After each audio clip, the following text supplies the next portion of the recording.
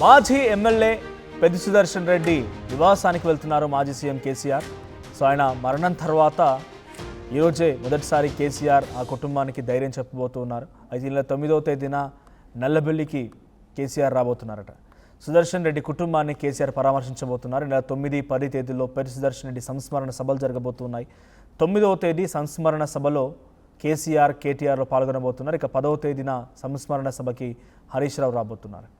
కేసీఆర్ రాకతో నల్లబెల్లిలో భారీగా బీఆర్ఎస్ శ్రేణులు కూడా తరలివచ్చే అవకాశం ఉంది. హైదరాబాద్ యశోద ఆసుపత్రిలో 5 రోజుల పాటుగా చికిత్స పొందుతూ జూలై 31న చనిపోయారు నర్సంపేట మాజీ ఎమ్మెల్యే పెద్ది సుదర్శన్ రెడ్డి.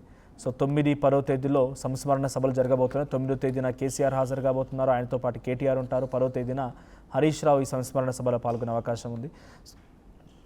నిజంగానే ఒక ఉద్యమకారుడు, పెద్ద ఎత్తున ఉద్యమంలో నుంచి వచ్చిన వ్యక్తి కాబట్టి ఇంతటి స్థాయిలో పార్టీలకు అతీతంగా అందరూ కూడా కన్ను చెమ్మగలుగుతుంది. సో కంట నీరు కారుతోంది అని అంటే పెద్ది సుదర్శన్ రెడ్డికి మాత్రమే దక్కుతుంది.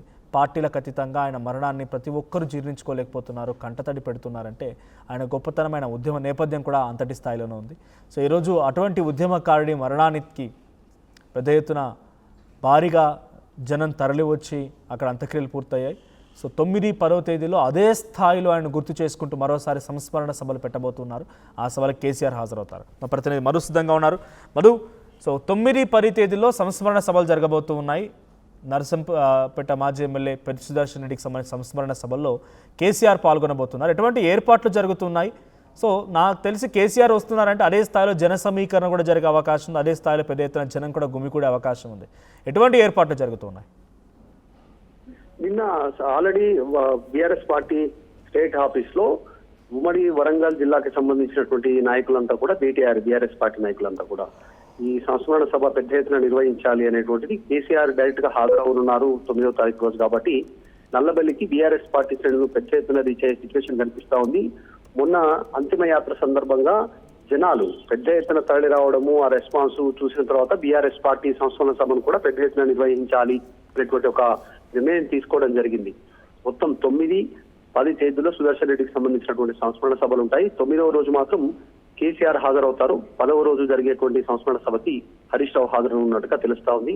బీఆర్ఎస్ పార్టీ శ్రేణులు పెద్ద ఎత్తున ర్యాలీ రూపంలో అక్కడికి వచ్చే అవకాశం ఉంది. పెద్ద భారీ బహిరంగ సభ ప్రాంగణం లాంటి సిచ్యువేషన్ అక్కడ ఏర్పడేటువంటి సిచ్యువేషన్ కనిపిస్తా ఉంది. కుటుంబ సభ్యులను పరామర్శిస్తారు, వారికి ధైర్యం చెప్తారు కేసీఆర్.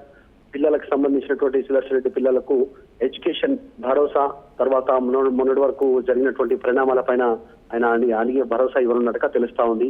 దాంతో పాటు ఆర్థిక భరోసాతో పాటు కుటుంబానికి అన్ని రకాలుగా పార్టీ అండగా ఉంటుంది అనేటువంటిది ఒక మెసేజ్ డైరెక్ట్ గా కేసీఆర్ఏ సుదర్శన్ రెడ్డి భార్యతో ఆయన మాట్లాడి కుటుంబ సభ్యులను ఓదార్చేటువంటి సిచ్యువేషన్ కనిపిస్తా ఉంది. ఇది ఈ ఉమ్మడి వరంగల్ జిల్లాలో పార్టీకి కూడా రాజకీయంగా కూడా కాస్త కలిసి వచ్చేటువంటి అంశంగానే చూస్తా ఉన్నారు. సంస్మరణ సభ గాని, మొన్న అంతిమంగా జరిగినటువంటి ర్యాలీ గాని ఇంత ఆదరణ ఉంది పెద్ది సుదర్శన్ రెడ్డికి. ఆయన బ్రతికుండా ఉంటే ఇంకా పెద్ద ఎత్తున జనాల నుంచి మంచి రెస్పాన్స్ వచ్చేది. ఆయన చనిపోయిన తర్వాత కూడా ఇంతమంది రెస్పాన్స్ ఉంది అంటే పార్టీ మంచిగా గ్రౌండ్ లో ఉంది అనేటువంటి ఒక మెసేజ్ పార్టీ భావిస్తా ఉంది. అందులో భాగంగానే సంస్మరణ సభను కూడా పెద్ద ఎత్తున నిర్వహించాలనేటువంటిది నిర్ణయం తీసుకున్నారు. సో కేసీఆర్ వెళ్తున్నారు అని మెసేజ్ బయటికి రావడంతో జనాలంతా కూడా ముఖ్యంగా బీఆర్ఎస్ పార్టీ శ్రేణులను కూడా అక్కడికి రీచ్ అయ్యే అవకాశం రాష్ట్ర వ్యాప్తంగా ఉమ్మడి జిల్లాలతో పాటు. బట్ మధు, ఇప్పుడు నేను అడగడం ఇది కొంత అతిశయక్తి అవ్వచ్చు, కొంత నేను త్వరగా అడుగుతున్నాను అనుకోవచ్చు. బట్ పెద్ది సుదర్శన్ రెడ్డి మరణం తర్వాత అదే స్థాయిలో ఆ నియోజకవర్గంలో బీఆర్ఎస్ పార్టీకి సంబంధించిన నాయకత్వం ఉండాల్సిన అవసరం కూడా ఉంది.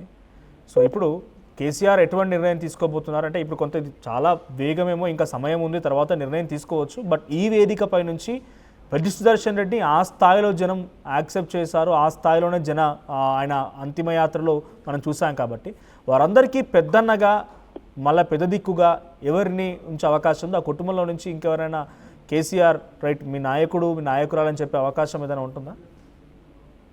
సాధారణంగా రాజకీయాల్లో యాక్టివ్ గా ఉండి పొలిటికల్ గా ఎమ్మెల్యేగా పనిచేయడం కానీ, ఎమ్మెల్యేగా పోటీ చేస్తున్నటువంటి వాళ్ళు కానీ సడన్ గా మరణించిన తర్వాత పార్టీ వాళ్ళ కుటుంబ సభ్యులకు సాంప్రదాయంగా సీట్ ఇస్తున్నటువంటి సిచ్యువేషన్ కొనసాగుతుంది. బీఆర్ఎస్ లో కూడా అదే ఉంది. మనము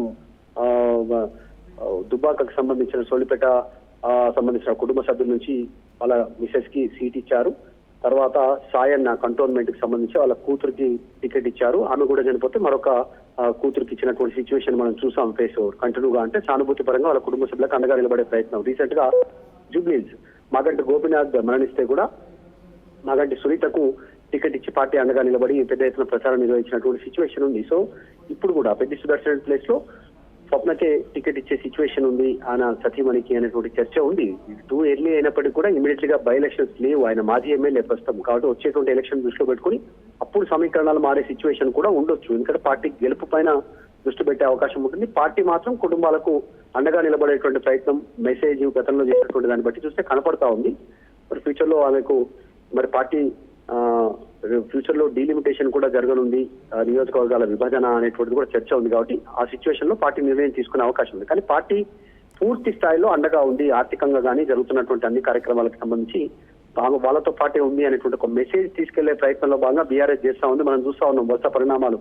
గ్రీన్ ఛానల్ ఏర్పాటు చేయించడం, అక్కడ నుంచి వరుసగా కాన్వాయ్ తో ఫాలో కావడం, యశోద ఆసుపత్రికి ట్రీట్మెంట్ డాక్టర్లతో మాట్లాడడం, కేసీఆర్ రావడం, తర్వాత అన్ని ఆర్థికంగా ఎట్లాంటి పరిస్థితి ఉన్నా స్పీకర్ చేయడం, ర్యాలీ వ్యవహారాలని కూడా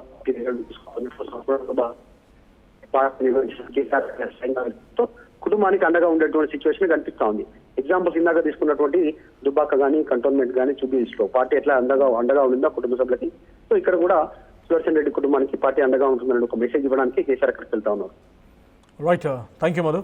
సో పెద్ది సుదర్శన్ రెడ్డికి సంబంధించి ఆయన మరణం తర్వాత కేసీఆర్ ఆ కుటుంబానికి కలవబోతున్నారు. 9, 10 తేదీల్లో సంస్మరణ సభలు ఉండబోతున్నాయి. ఈ సంస్మరణ సభలకి కేసీఆర్ హాజరు కాబోతున్నారు. సో అటు 10వ తేదీన హరీష్ రావు ఈ సంస్మరణ సభలో పాల్గొనబోతున్నారు.